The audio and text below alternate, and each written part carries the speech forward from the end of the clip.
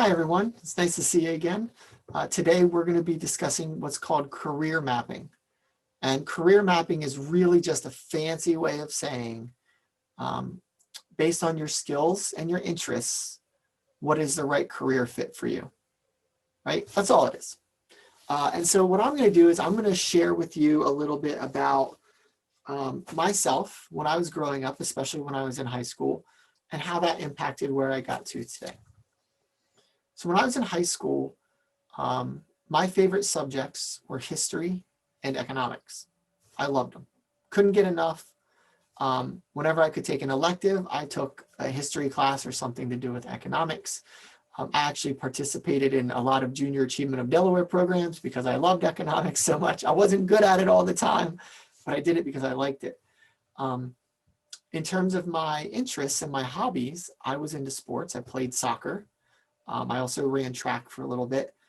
I loved to play video games with my friends, and I especially loved tinkering. I loved taking things apart and trying to figure out how they worked, and then, or to try to figure out when something was broken, why it was broken, and how to fix it, or how to turn it into something else. I just like playing with stuff. And so, today, parents would probably look at you and say, well, liking history is not going to get you a good job, and video games are a waste of time, and like, why would you fix something when it's broken? Just go to the store and buy a new one, right? Like, these are the things we hear. But for me, these were really, really important because I loved history and economics. I had two really great teachers, and that is part of the reason I thought I wanted to become a teacher, is because I saw how much they loved being a teacher. I was really good at school, and so I said, oh, well, like, being a teacher is the logical thing.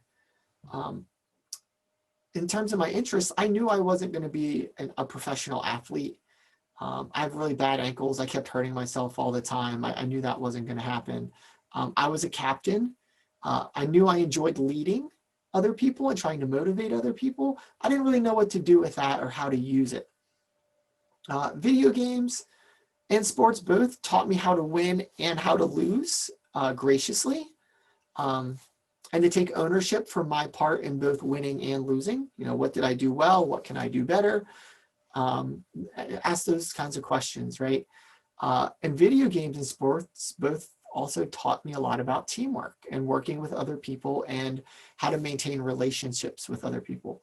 And one reason for that is, and you all don't remember this time, but I remember video games, you couldn't play with people somewhere else. The internet didn't exist.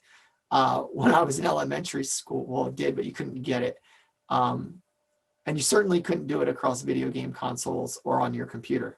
So whoever you were playing against was sitting right beside you in that room, sometimes 2 or 3 other people, 4 people on a screen, right? So whatever you had to say, whatever smack talk or whatever you were going to do, they were right there. And so you learned a lot about how to get along with other people and to talk to other people and think about those things. And so for me, I think those types of experiences helped me realize that I probably want to go into a field where I got to help other people learn, because I loved learning. So I also like to help other people see how things worked and to learn as well, which is, I think, what pointed me to education. And after I became a teacher and I started doing some other things, opportunities came up to be a leader in my school and then a leader in my community.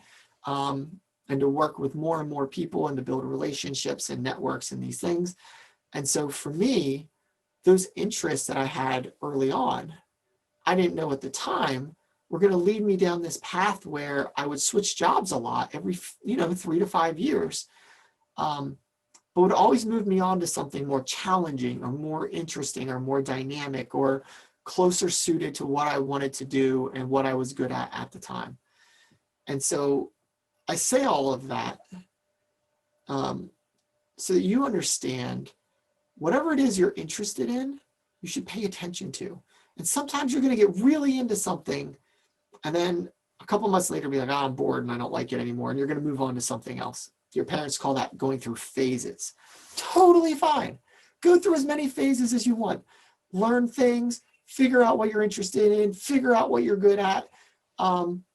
Fall down rabbit holes, so to speak. That means like getting like really focused on something for a while and becoming an expert in it or really good at it.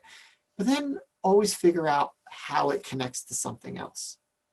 Figure out how you can use that skill or that interest to your advantage. Figure out how it can get you into a career that you want to have later in life, right? Because you always want to be doing something that makes you happy. Because you're going to be at work a lot.